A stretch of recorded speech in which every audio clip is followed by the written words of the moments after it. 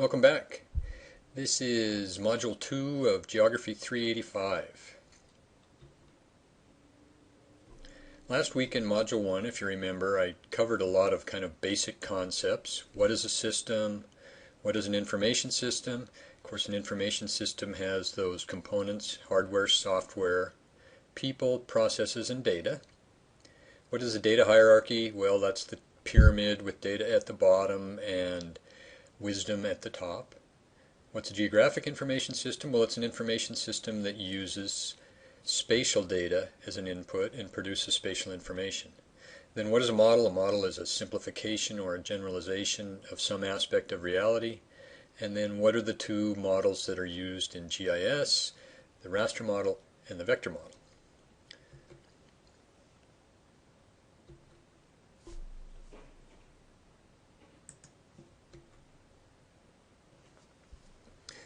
So the GIS is then going to be a collection of components that function together to convert spatial information or spatial data into spatial information.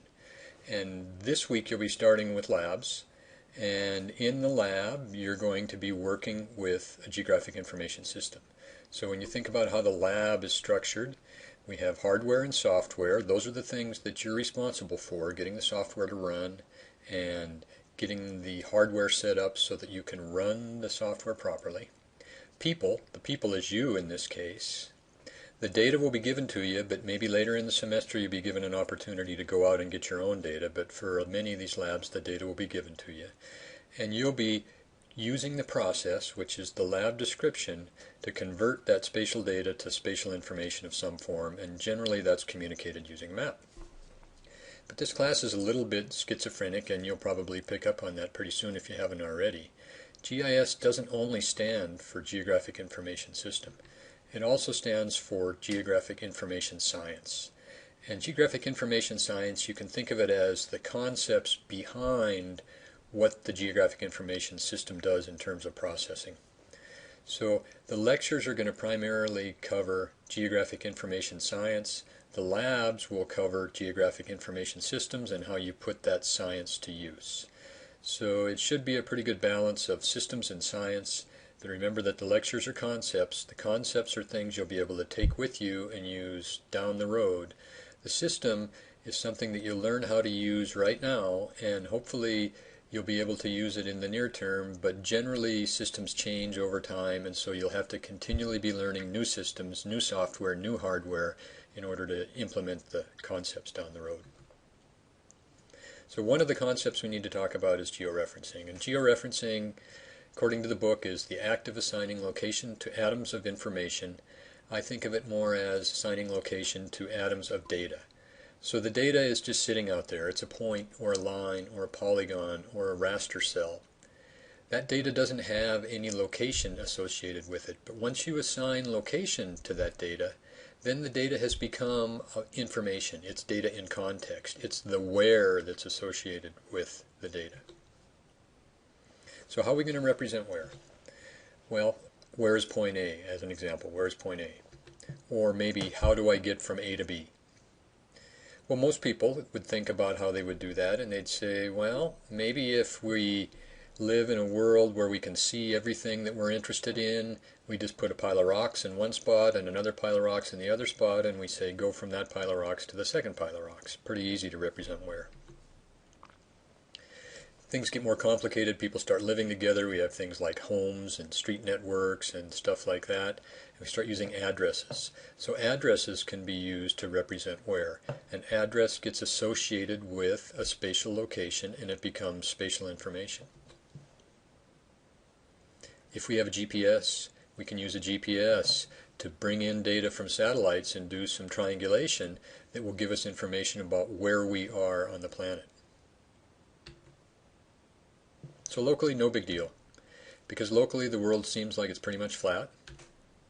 You can see from one point to another locally, so it's not like things are out of sight. And it's fairly easy to get distance measurements. So we could just say, let's define a surface. And that surface is going to include probably a starting point. Where do you start from? How do you measure distance? And what directions are we going to talk about? So we measure everything from the starting point using the unit of measure and the directions that we've defined, and then other people are going to understand where something is by using starting point, unit of measure, and directions. And that's going to be what's called a coordinate system. So here we are back to where is point A. So I'm going to define a reference system in which the starting point will be defined with these things called coordinates, and I'm going to make the starting point 0, 0, so that's 2 coordinates. And then I'm going to say, well, I'm going to call up positive, and I'm going to call over positive. So down would be negative, and over in the other direction would be negative. I'm going to define a unit of measure. Let's say it's 1 unit. It might be, in your case, 1 pace, or 1 foot, or 1 chain, or 1 rod, or 1 stick. So we now can say that point A is 1 unit over and 3 units up. So the coordinates of point A become 1 and 3. So the first coordinate would be the over coordinate, and the second coordinate would be the up coordinate. Now we have another point B. How are we going to get from A to B? I have that reversed, so it should be from A to B. What we do is we go down 2 units and over 3 units. So we can do some math on that, and we can add the coordinate values to each other, and we can determine what the coordinates of point B are. Pretty straightforward. Everybody's used to this. You probably learned this in grade school, so it's nothing new. But it's the simplest way of defining coordinate systems. But there are some issues with that. So there's my coordinate system. It's got a starting point, it's got directions, maybe it has unit of measure that's not shown here. But what if somebody else uses a coordinate system where their starting point is a different starting point? And if we give them coordinates for point A and point B, and they put it on their reference system, point A and point B are going to turn up in completely different spots. So there's going to be an issue if 2 systems use different references. And it's not just a translational issue. If the starting point stays exactly where it is, what if our directions change? So your directions are different from my directions. The starting point is the same. We're going to have an issue there. A and B are not really going to be in the same point in your system and my system. The same thing would apply if you chose a different unit of measure in one system than another. We're going to have different locations, and so the data aren't really going to mesh. So locally it's pretty easy. Globally it's a little tougher because the world isn't really flat. We know that now. You can't generally see from one point to another unless these points are very close together. And it's hard to measure things when they're far apart. So we've got this world that looks kind of like a sphere, but we like to think of it as flat in our reference system. So it's not really that way. So that's going to cause a problem. Usually a map's flat. If we just all carried globes around with us, we wouldn't really need to worry about maps. But a map is generally going to be flat. It's going to be 2-dimensional. So how are we going to represent this 3-dimensional world on a 2-dimensional map?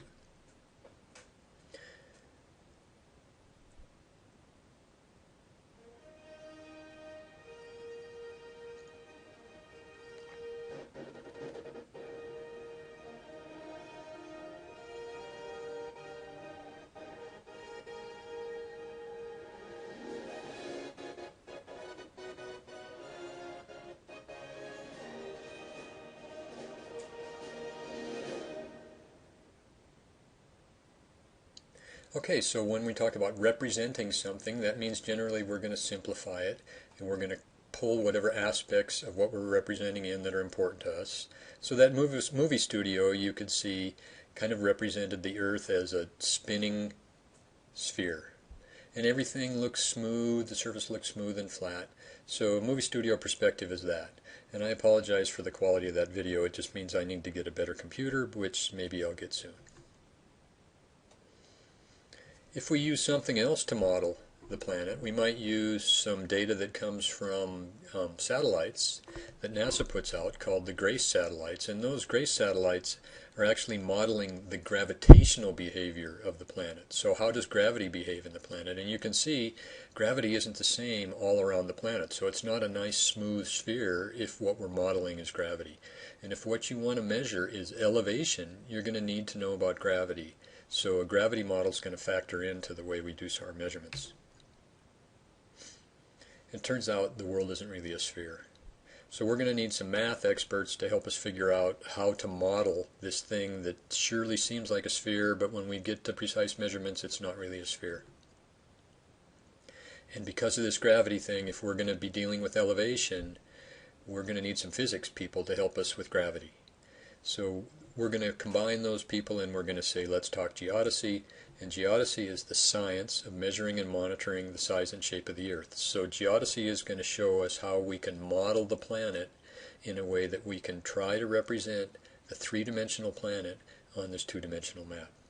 And that's what the rest of this module is going to be about, is how are we going to model the planet.